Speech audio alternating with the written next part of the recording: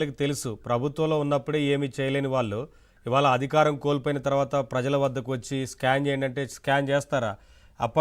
అంత గతంలో అంటే వారి ప్రభుత్వ అధికారంలో ఉంది కాబట్టి వాలంటీర్ల చేత బలవంతంగా డేటా సేకరణ చేయడం ఇదంతా చేశారు. ఇవాళ ఆ పరిస్థితి ఉండదు కదా. సాహిబ్ గారు ఏం చెప్తారు? ఇప్పుడు రవికిరణ్ గారు చెప్పినట్లుగా కావాలంటే పేపర్లు తీసుకెళ్ళి ఇవ్వచ్చు. పేపరు పత్రాలు తీసుకెళ్ళి కరపత్రాలు ఏదో పేపర్లో ఏదో తీసుకెళ్ళి ఇచ్చి ప్రజలకు వివరించవచ్చు కదా. ప్రకటనల ద్వారా కూడా వివరించవచ్చు కదా. ఈ స్కాన్లు క్యూఆర్ కోడ్లు స్కాన్లు చేయడం ఏంటి? స్కాన్ చేయడం అంటేనే పెద్ద స్కామ్ లాగా కనిపిస్తోంది కదా. మీరేమంటారు? నవీన్ గారు, తమరికి ప్యానెల్లో ఉన్నటువంటి శ్రీరామ్ గారికి, మిత్రులు రవికిరణ్ గారికి, ఏబిఎన్ వీక్షకులందరికీ కూడా నమస్కారం అండి. ఇప్పుడు మీరు ఇంట్రోలో అలాగే మిత్రులు కొన్ని అంశాలు చెప్పుకుంటూ వచ్చారు. వాస్తవంగా వైకాపా పార్టీ అధికారంలో ఉన్నప్పుడు వాళ్ళు గడప గడపకి అనే కార్యక్రమం ద్వారా మెడలో సంచి వేసుకొని వెళ్ళారు. కానీ జగన్మోహన్ రెడ్డి ఏ రోజు మెడలో సంచి వేసుకోవాలి, ఇది గమనించాలి. సంచులు వాళ్ళ ఎమ్మెల్యేలు వాళ్ళ మంత్రులు వేసుకొని ఇళ్ళమ్మటి వెళ్తే కొంతమంది యువకులు మా జాబ్ క్యాలెండర్ ఏమైంది, రేషన్ కార్డులు ఏమైనాయి, తర్వాత మాకు టిట్కో ఇళ్ళు ఎందుకు ఇవ్వలేదు, అదేవిధంగా మా పెన్షన్లు కొన్ని కారణాల వల్ల తీసేశారు, అటువంటి చాలా అంశాలు వాళ్ళని అడిగినప్పుడు అక్కడ ఎమ్మెల్యేలు కొంతమంది వాళ్ళని కొట్టొచ్చినంత పని చేశారు. మనం కృష్ణా జిల్లాలో కూడా చూసే అంశం.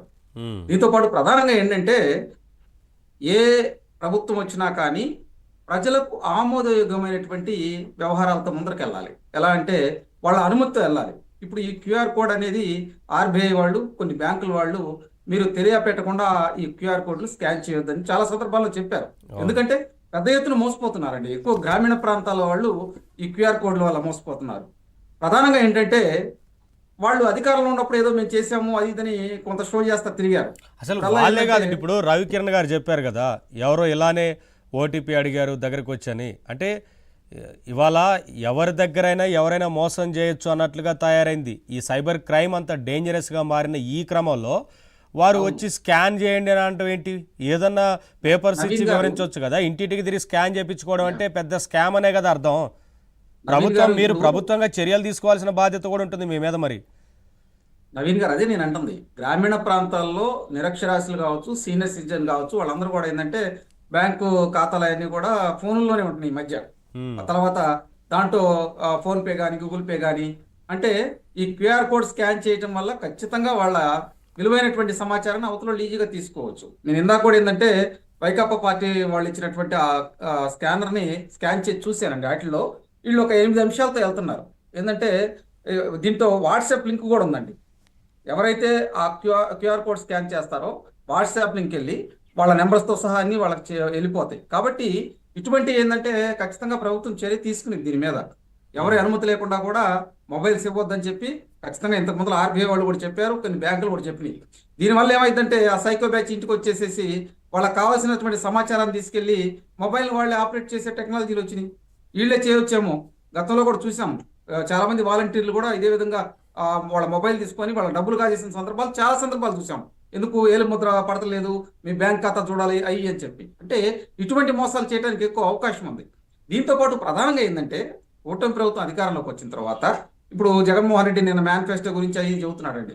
మేము అధికారంలోకి వచ్చిన తర్వాత సూపర్ 6లో పథకాలే కాదండి. ఇప్పుడు ఫర్ ఎగ్జాంపుల్ తల్లికి వందనం ఉంది. తల్లికి వందనం అంటే అంతమంది పిల్లలకు ఉంటే అంతమందికి తల్లికి వందనం ఇస్తున్నాం. మీరు 2 ఏళ్ళు నారా లోకేష్ జేబులో వేసుకున్నాడని ప్రాపగండా ప్రచారం చేసి చివరికి ప్రజలు తిరస్కారం వల్ల నాలుగు ఖర్చుకున్నారు వైకాపా నేతలు. మేమేమంటామంటే గతంలో వీళ్ళు ఇదే పథకం ఇచ్చినప్పుడు ఒక పిల్లడికే పరిమితం చేశారండి. దాంతోపాటు మీకు కరెంట్ బిల్ ఎక్కువ వచ్చింది, మీతో 4 వీలర్ ఉంది అని చెప్పి చాలా మంది అనధికారికంగా కట్ చేసేసారు పథకాలు. ఇవే కాదు, రేషన్ కార్డులు చాలా తీసేశారండి. దాదాపు 7,50,000 రేషన్ కార్డులు తీసేశారు. అంటే ఇవన్నీ నేను ఎందుకు చెబుతున్నానంటే ఇప్పుడు ఇళ్ల దగ్గరికి వెళ్తారు కదా ఇల్లు, ఈ క్యూఆర్ కోడ్ అనే మోసంతో. అప్పుడు అడుగుతారు, ఏమయ్యా మీరు గతంలో ఎందుకు లేకపోయారు, చెత్త మీద పన్ను ఎందుకు వేశారు, రోడ్లు ఎందుకు వేయలేకపోయారు, తర్వాత మురుగు కాలంలో మురుగు ఎందుకు తీయలేకపోయారు, ఇవన్నీ అడుగుతారండి గ్రామీణ ప్రాంతాల్లో. పోయా వచ్చేవాళ్ళే కానీ. అంటే మేము ఇక్కడ ఏంటంటే ప్రజలను సమాయత్తం చేస్తాం. వాస్తవంగా ఈ క్యూఆర్ కోడ్ అనేది కూడా టెక్నాలజీ పరంగా మా వాళ్ళు ఎవరైతే సైబర్ క్రైమ్ వాళ్ళు ఉంటారో వాళ్ళకు కూడా ఇది పంపిస్తాం. దీనివల్ల ఏమైనా నష్టం ఉందని చెప్పి అప్పుడు దాని మీద చర్యలు తీసుకుంటాం. అంతేగాని ఏదో వచ్చేసి. శ్రీరామ్ గారు ఒక మాట అన్నారు కదా, ప్రభుత్వం ఏం చేయబోతోంది, ప్రభుత్వం ఏం చేస్తుంది, సీరియస్గా ఉన్నారా లేరా మరి ఈ విషయాలు? ఎందుకంటే యాక్షన్ తీసుకోకపోతే రేపటి రోజున ప్రజల డేటా చోరీకి గురైతే ఎవరు బాధ్యులు మరి?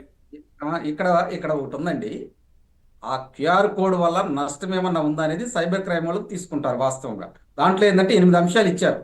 దీంట్లో వాట్సాప్ లింకు, వాళ్ళ వ్యక్తిగత సమాచారం కూడా మొత్తం వెళ్ళిపోయింది. పేపర్ ద్వారా కూడా ఇటువంటి ఇవ్వచ్చు, ఇంటింటికి వెళ్ళి పేపర్లు. అవునండి. ఇప్పుడు వాస్తవంగా ఎవరైనా కానీ ఇంటి దగ్గరికి వెళ్ళినప్పుడు ఏంటంటే మనం పేపర్ ఇస్తామో లేదా మనం ట్యాబ్ తీసుకెళ్ళి వాళ్ళ సమాచారాన్ని వాళ్ళ అనుమతితో తీసుకోవాలి. గతంలో కూడా వైకాపా పార్టీ వాళ్ళు గడప గడప కార్యక్రమానికి వెళ్ళినప్పుడు చాలా మంది తగువులైనాయండి. వాళ్ళ మీద అటాకులు చేయబోయారు కొంతమంది ప్రజలు.